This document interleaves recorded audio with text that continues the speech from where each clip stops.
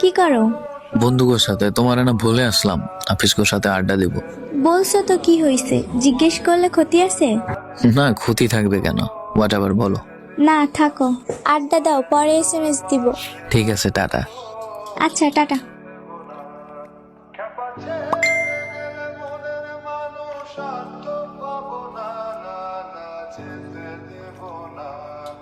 ওই দুপুরে খাইছিলা?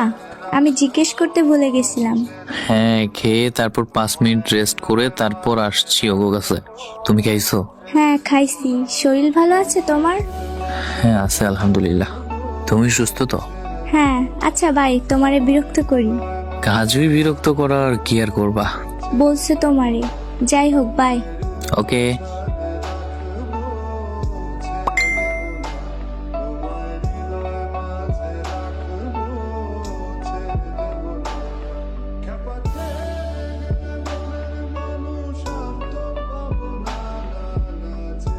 আশিক। আর কি বলা বাকি? না তেমন কিছু না, শোনো, বাহিরে উল্টাপাল্টা কিছু খেও না, আর বাসায় সাবধানে আসবে। কোনো মেয়ের দিকে তো ভুলেও তাকাবা না। যদি শুনছি তাহলে তো জানোই কি করব। আচ্ছা, কোনো মেয়ের দিকে তাকাবো না।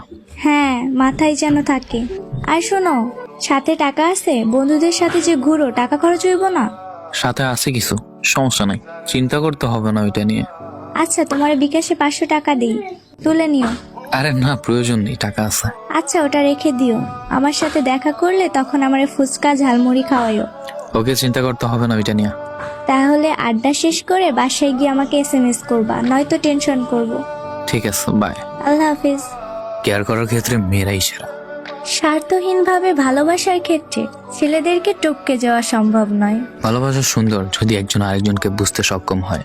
ভালোবাসা সুন্দর যদি দুই প্রান্তে মানুষটি সঠিক হয়। বাসায় সাবধানে যাবে এবং গিয়ে আমাকে SMS দেবে।